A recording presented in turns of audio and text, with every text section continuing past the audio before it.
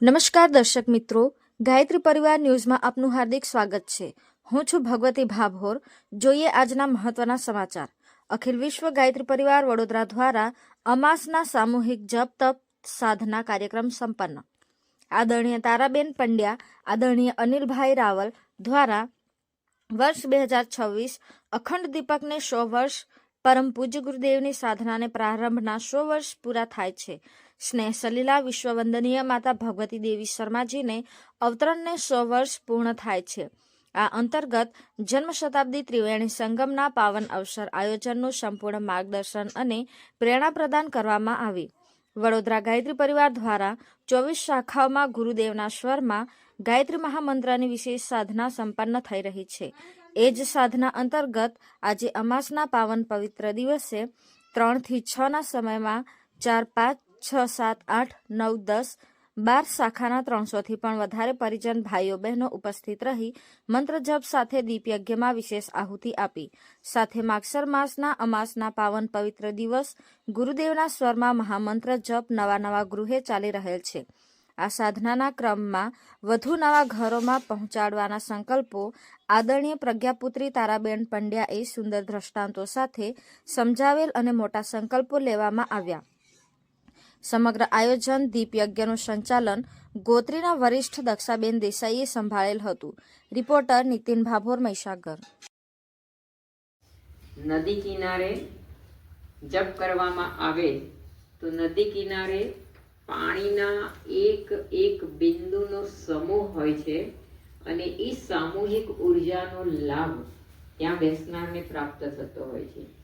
પહાડી પર પથ્થરના એક કણનો સમૂહ હોય છે અને ત્યાં પણ એક એવી સામૂહિક ઉર્જા હોય છે અને ત્યાં જે જાય એને એ લાભ મળતો હોય છે. ત્યાર પછી જંગલની અંદર વૃક્ષોના જવાની જરૂર નથી, બરાબર છે. અહીંયા જ આપણે બધા આટલી મોટી સંખ્યામાં જપ કરીએ છીએ તો એ જપ દ્વારા જે ઉર્જા ક્રિએટ થાય છે એ ઉર્જાનો લાભ પહેલા તો અહીંયા જે બેઠેલા છે એને પ્રાપ્ત થાય છે અને એ જ ક્રિએટ થયેલી ઉર્જા જ્યારે બ્રહ્માંડમાં જાય છે. આપણી અંદર 24 કેન્દ્ર છે આધ્યાત્મિક, અને આપણે જ્યારે જપ કરીએ છીએ ને ત્યારે બ્રહ્માંડની અંદર પણ 24 આધ્યાત્મિક.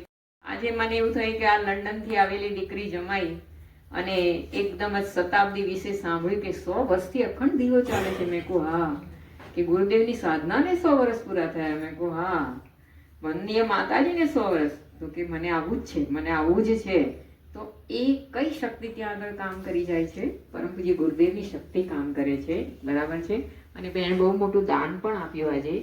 તો કહેવાનું તાત્પર્ય છે કે આજે એક નવી જ દીકરી કે જે આપણે ગાયત્રી પરિવારની પહેચાનમાં પણ નથી અને એના વિચારોમાં પરિવર્તન એક દીપ યજ્ઞના માધ્યમથી લાવી કોણ? પરમ પૂજ્ય ગુરુદેવ. એટલા માટે આ અઠવાડિયાથી 10 દિવસની અંદર એવો અહેસાસ થઈ ગયો અમને કે ગુરુદેવ કહે છે કે બેટા તું એક ડગલું તો ચાલ, તારી પાછળ હું 10 ડગલા ચાલીશ. તું આગે ચલતા જા, તેરે પીછે મેં ચલુંગા. તું આગે ચલતા જા, तेरे पीछे मैं चलूंगा. तू थक गया राहों में, उठा कर मैं चलूंगा. तू थक गया राहों में, उठा कर मैं चलूंगा. हर वक्त हर घड़ी, हर वक्त हर घड़ी हम साया बन के रहूंगा. तुम एक कदम बढ़ो, मैं 10 कदम बढ़ूंगा. तुम एक कदम बढ़ो, मैं 10 कदम बढ़ूंगा. પરમ પૂજ્ય ગુરુદેવ કહે છે કે બેટા તું એક ડગલું તો ચાલ, હું તારી પાછળ 10 ડગલા ચાલવા તૈયાર છું. અને તું રસ્તામાં થાકી જઈશ ને તો આ ખભા પર તને ઉચકી લઈશ. આટલો વિશ્વાસ કોણ આપે?